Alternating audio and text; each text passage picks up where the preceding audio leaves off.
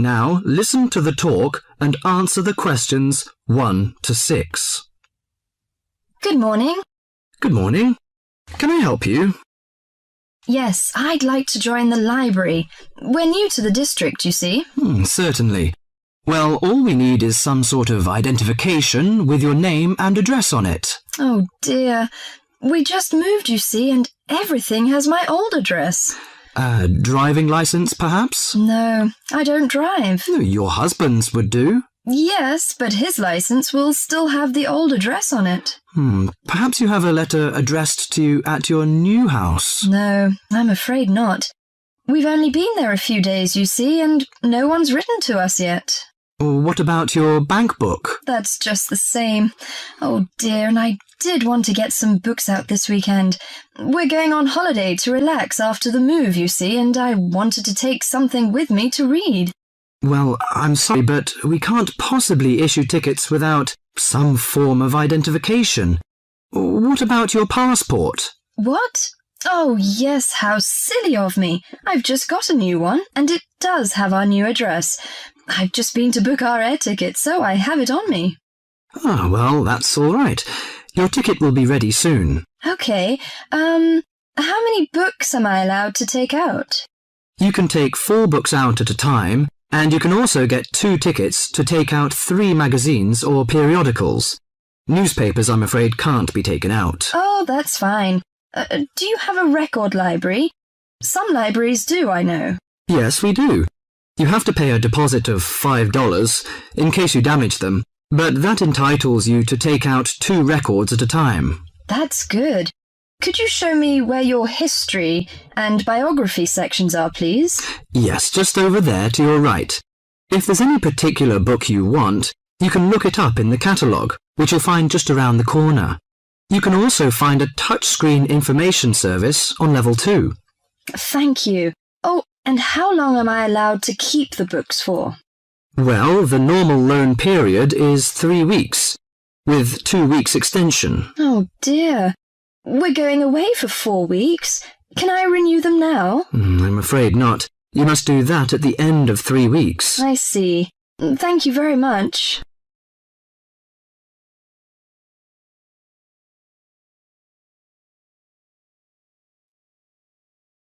Now listen to the talk and answer the questions 7 to 10. Well, let's go into some details. Your name, please, madam? My name is Barbara. The surname is Cooper. It's spelt as Cooper. Fine. And what's your contact number? If we have new books coming, we can contact you in time. Good. You can call me on 723-6518, but it's better after 5 p.m. You know I have to work during the daytime. Do you need the office number? I don't think so. It's enough. Could you tell me the address? I lived in King Road, but of course you need my new address. It's 25 St. Mary Road, Hanwell. That's Hanwell. Is that right? Yes. Do you need the passport number? I just brought it with me. Here you are. Yes, thank you. The number of your passport is G5798-0942. OK, and your ticket is ready. The number is M930123. Thank you. Could I take a look around and check out some books? Of course, as you like.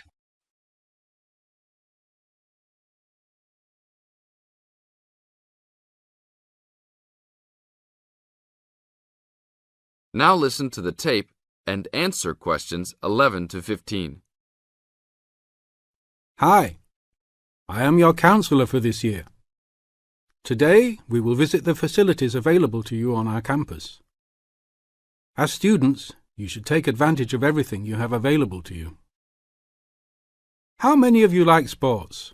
Well, I hope most of you do, because our school has great sports facilities. We have an indoor gym with state-of-the-art equipment. First, I want to tell you about our basketball facilities. There are 2 basketball courts. Both are full court and open for student use. We offer basketball leagues that all students are invited to join.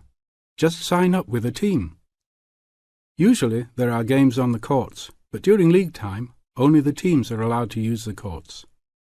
The basketball courts are open 24 hours a day. If you want a job, you can be a referee at the games. Next, I want to tell you about the tennis facilities. We have 5 tennis courts available for student use. The tennis courts are open every day, 8 a.m. until 10 in the evening. You should call ahead to reserve a court because they are very popular and can often be booked weeks in advance. There are rackets and balls available for rent at the front desk of the courts. There is an Olympic-sized swimming pool that is open for students and the general public. There are also showers and locker rooms available. The swimming pool is open every day, 9 a.m. until 7 in the evening. There are openings for the position of lifeguards, so if you are looking for a job in the sun, this might be good for you.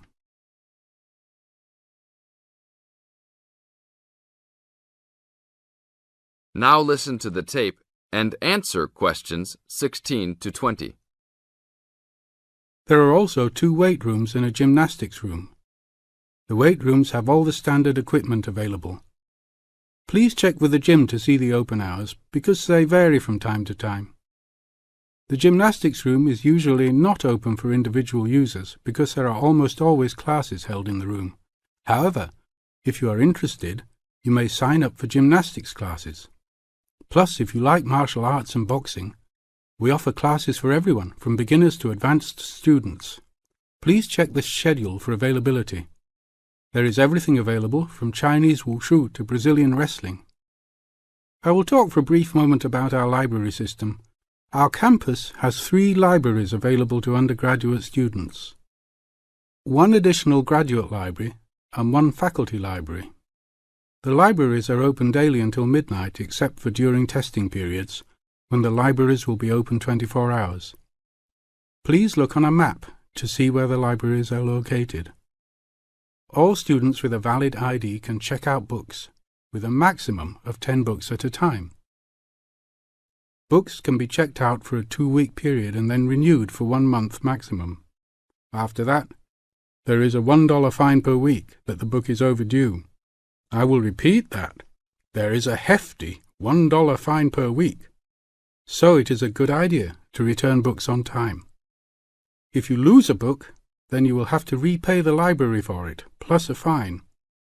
If you damage a book, most likely you will have to repay the value of the book. So please, enjoy the library facilities, but take care of the school's belongings. The library is also equipped with 200 computers for student use. They are all internet ready and available for use. You must sign up at the library for 1-hour time slots. You may sign up for up to 3 consecutive slots at a time. No one can use the computers without first signing in at the library. That is it for now. Thank you for your attention.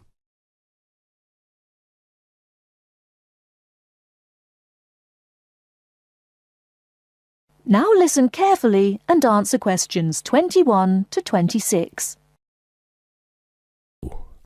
So, what was it like in your school then, Lynn? Well, South African schools are very different from schools in Australia. For a start, children don't start their schooling until they are 7, quite a bit later than schools in Australia. What about New Zealand, Gail? We're more like Australia. I can't believe children don't go to school until they're 7. When do the parents get any free time? Well, there's still the availability of kindergartens or play schools. It's just that formal education doesn't start until later.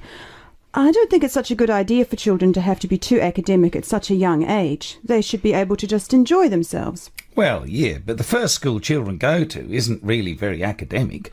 It's just an opportunity for children to learn a few basic social skills by playing and learning with other children. Yes, I'd agree with that. I guess being so close, Australian and New Zealand schools must be similar then. Well, I suppose they do share a lot of similarities, but there are also some differences. For example, children in New Zealand go through intermediate school, but in Australia there's only high school. That's right, isn't it, Pat? Yeah, I think so. What about South Africa, Lynn? Do you have an intermediate or high school? Oh, high school.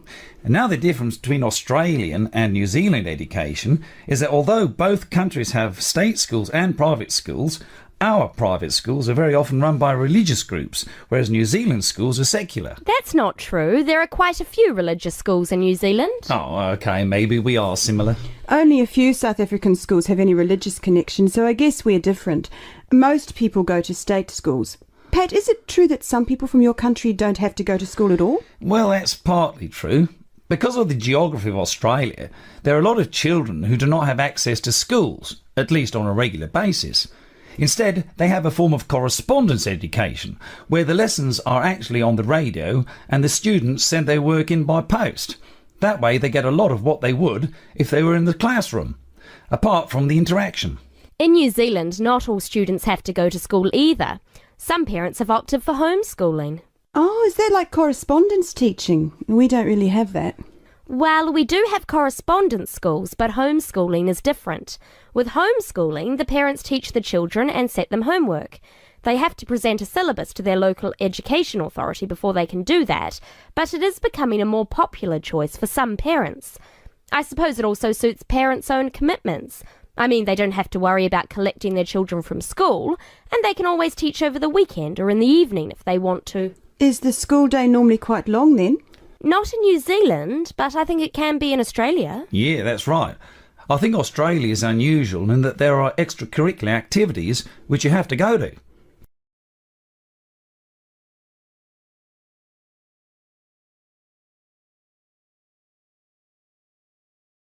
Now listen and answer questions 27 to 30. These are normally sport activities, but there are a few other options. We have activities after school for any student that is interested, but they aren't compulsory. What about in New Zealand, Gail? I had to do some sport every week. I didn't really like it, but it was part of the school day, so I guess that's not so bad. Anyway, I spent 2 years at boarding school, so things were a little different. Boarding school? What was that like? Well, the thing I remember most about it was the strict dress code. There were restrictions on everything. You had to wear a school uniform almost all of the time, and it had to be cleaned and ironed. The length of your skirt had to be no less than 1 inch above your knees when kneeling down. Sometimes we used to go out on school trips or just at weekends with a few friends, but whenever we were outside the school we had to wear a hat. There was one teacher who always used to give me extra homework because my socks weren't pulled up, and that was in the school late in the evening. I suppose it wasn't that bad, but at the time it felt like a prison. I kept getting into trouble for something. Most of the time I forgot something, normally my school badge. We had to wear that all the time, in the school and out, because it had our house colours on it. Wow, that doesn't sound like much fun. No, but it was a good education, I suppose.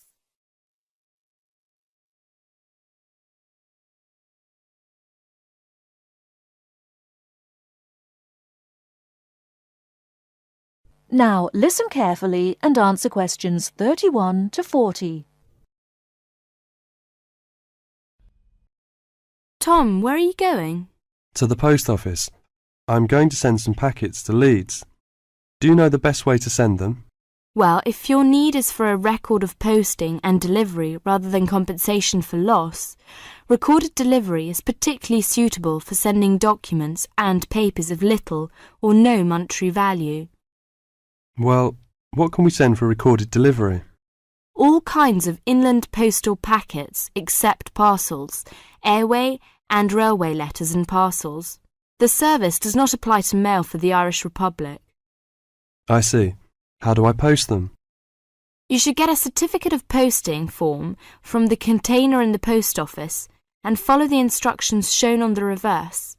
The certificate will be your record of posting. Can I send anything in the post? No, you can't. You must not send banknotes, currency notes, and some valuable things because there is no special handling in the post. Recorded delivery mail is carried with the ordinary unregistered post, and there is no special security treatment. How do we use recorded delivery? Well, when your letter or packet is delivered, it is signed for by the recipient and a record is kept by the post office. The post office does not undertake to deliver recorded delivery or any other mail to the addressee in person, but to the address shown. You can obtain confirmation of delivery by completing an advice of delivery form either at the time of posting or later. This form will be signed by a post office official, not by the addressee of the recipient. A fee is payable, which is lower if the form is handed in at the time of posting. Is there any compensation for loss? Well, compensation is limited. Compensation may be paid for loss or damage, but will not be paid for money or any other inadmissible item. If you want a speedy service for articles of value with extra security of handling en route, and wish to have compensation in the event of loss or damage, you should use registered post. What can we send if we use registered post? Any first-class letter or packet except airway letter or railway letter. How do we post? What should we do? Well, you should make sure that the packet is made up in a strong cover and then it is fastened with wax, gum or other adhesive substance. Hand the packet to the post office counter clerk, together with the cost of postage and the registration fee. Do not post it in the posting box. Make sure that the fee paid is adequate to cover the value of the content. The counter clerk will give you a certificate of posting which he has initiated with the date stamped. Is there any special security for the registered post? Yes, all registered mail receives special security treatment. Packing is very important because registration is not in itself a safeguard against damage. The contents of registered packets must be adequately packed. How do we pack then? Do we have to use special envelope? Yes, you have to send the articles in one of the registered letter envelopes sold by the post office. These envelopes are already stamped for first-class postage and have the minimum registration fee. What about the compensation? Compensation will not be paid for the following articles, such as banknotes, currency notes, trading stamps, coupons, and some valuable things, unless they are enclosed in one of the registered letter envelopes sold by the post office. I see. How does it deliver? The recipient on delivery signs for your registered mail.